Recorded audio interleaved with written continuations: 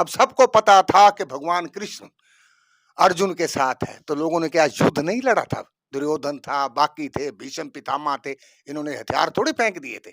युद्ध लड़ना अनिवार्य है, हम लड़ेंगे नहीं तो जीतेंगे कहाँ से? हौसला होना चाहिए। हार जीत एक परमात्मा के हाथ में है।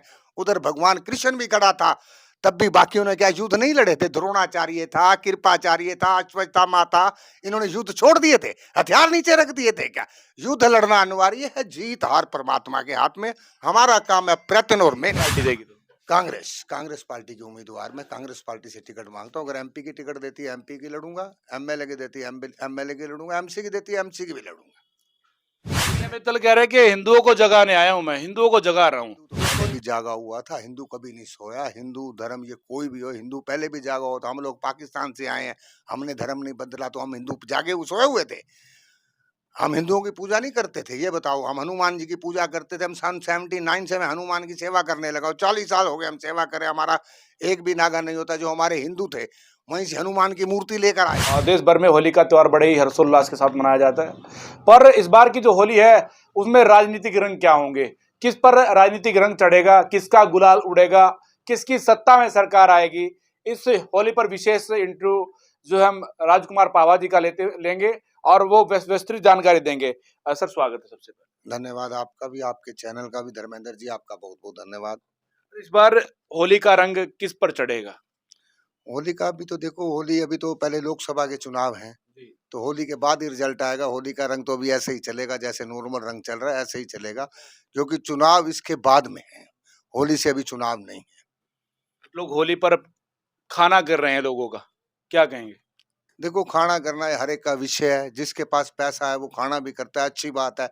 लेकिन फजूल खर्ची करने की बजाय यही जो खाना है गरीबों में लगाया जाए, मंदिरों में लगाया जाए, अच्छे स्थानों पे लगाया जाए, यानी कि पुण्य के भागी बने। ये नहीं होली के अंदर जिन लोगों के पास पहले पेट भरा होता है उनको खिलाने से कोई फायदा नहीं है। गरीबों को खिलाएं, जो रोटी के लिए मोहताज हैं, जिनको रोटी अन्न की जरूरत है, उनको ये दान वितरण किया जाए। होली का त्योहार इसी को कहते हैं। वो कह रहे कि उत्साह मना रहे हैं, हम तो होली का पर्व मना करके उत्साह मना रहे हैं, लोगों को बुला रहे हैं और प्यार का रंग लगाएंगे, बीजेपी का रंग चढ़ाएंगे। देखो, बीजेपी हो या कांग्रेस हो, होली का त्योहार एक भाईचारे का त्योहार है। इसमें पार्टीबाजी ना देके एक मिलन समारोह है। आप किसी पार्टी से हो, कोई भी हो, होली के दिन जब खिलते हैं, रंगों में रंग मिल जाते हैं, दुश्मन भी गले मिल जाते हैं। ये होली का त्योहार है। इसमें तो भूली बातों बिछड़ी बातों को भुलाकर दुश्मन भी हो उसको भी गले लगाना चाहिए। होली जो कि भगवान कृष्ण का त्योहार है, इसी वजह से होली खेलते हैं। भगवान कृष्ण भी किसी आपस में कोई मन बैर भी हो उसको भुलाकर भी उसके गले लगाएं। गरीब की सेवा करें, गरीब को भी गले लगाएं। होली जो कि बड़े लोगों के साथ ना मनाकर छोटे लोगों को भी होली मनाएं जो होली से वंचित रहते हैं। इस बार कांग्रेस फिर गले मिलकर होली मनाएगी बीजेपी के साथ। देखो, हर एक ये तो एक राजनीतिक स्टंट है, उसमें कोई फर्क नहीं पड़ता है। सभी हमारे भाई हैं, कांग्रेस वाले भी, बीजेपी वाली, सभी पार्टियां एक साथ हैं। ये क्या बड़े नेता ऊपर देखा नहीं आपने? कई बार टीवी पे कई चीजों पे देखते हो, इकट्ठे खाना खाने बैठते होते हैं, सारे इकट्ठे खाना खाते हैं, इकट्ठे बैठते हैं। किसी के अंदर इसमें राजनीति का कोई भी स्वार्थ नहीं है। होली का त्योहार सबके लिए एक बराबर त्योहार एक है। बात बताइए, राजनीति में जो संतों की भागीदारी देखी जा रही है टिकटों को लेकर के, लोग सोचते हैं कि संतों को बुलाएंगे तो टिकट मिल जाएगी। देखो, आज ये मोदी जी आए हैं, ये 2014 से, इनको हिंदू सम्राट कहा जाए तो ठीक है। इन्होंने हिंदू को आके जगाया है, मैं नहीं, ये हिंदू को आके जगाया है। और इसी वजह से ये संत समाज भी इनके साथ जुड़ा हुआ। लेकिन संत भी आज जब ये कथा करने आते हैं ना, तो लोग कहते हैं ये गलत काम मत करो, किसी का पैसा ना लो, किसी ना पैसा मत खाओ। खुद कथा के 10 लाख रुपए ले लेते हैं। परमात्मा ने तुझको इतनी अच्छी वाणी दी है, उसका सही इस्तेमाल किया। जब ये छोटे होते हैं ना, जब शुरू शुरू शुरू से कोई भी संत एकदम इतने बड़ा ऊपर नहीं बन जाता। इन संतों को बनाता गरीब है, वही संत फिर गरीबों के घर में नहीं जाते। संतों को पैसे की जरूरत नहीं है। पैसे किस संत को जरूरत नहीं है? आज कौन सा संत फ्री में आ गया है? ये किशन कन्हैया कन्हैया मित्तल भी आया, इसने भी तो पैसे लिए हैं, 10-15 लाख रुपए सुनते हैं इसका रेट है। कौन सा फ्री में आ गया ये? मेरे को बताओ, इसने भी पैसे लिए हैं, मुफ्त में थोड़ी कहा है। भगवान के भजन जो हृदय से निकलते हैं उसके फ्री में सेवा करनी चाहिए।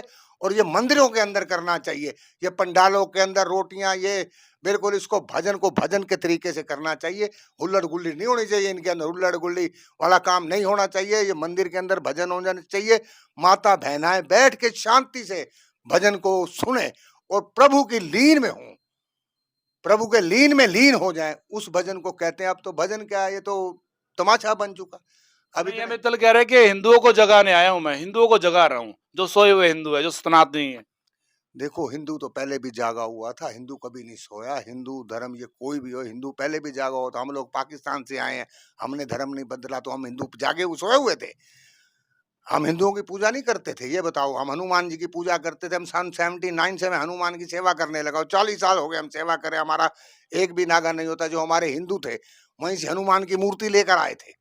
जो पाकिस्तान से आए थे, ये हनुमान की मूर्तियां, ये रामलीला जो हो रही है आज, ये जो हमारे पाकिस्तान से लोग आए थे, उन्होंने यहाँ के रामलीला की शुरुआत करी थी।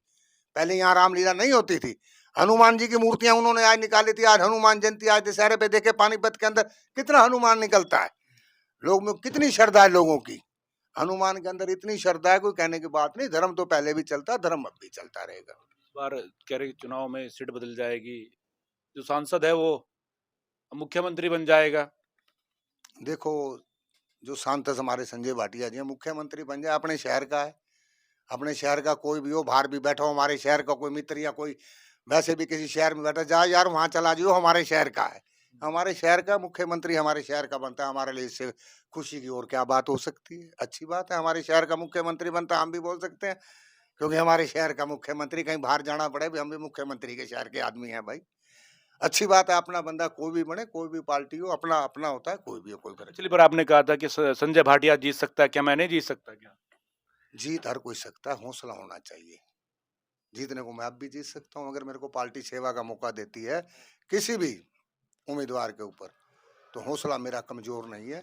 मैं इस वजह से हर जगह से तैयार बैठा हूँ। कोई भी पार्टी टिकट देगी, मैं लड़ने के लिए तैयार बैठा हूँ। कोई भी पार्टी देगी तो?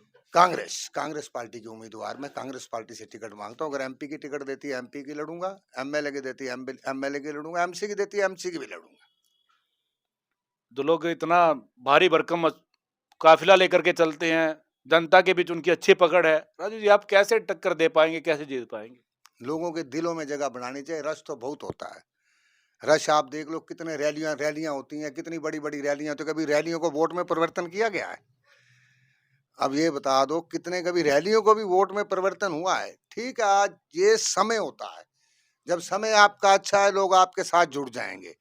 जब समय आपका माड़ा है, तो लोग आपसे कट जाते हैं, कट जाएंगे। कहते हैं ना, समय अच्छा होता है तो सभी साथ देते हैं, जब समय बुरा होता है ना, तो कोई साथ नहीं देता। समय बुरा, ये वक्त है, ये वक्त है।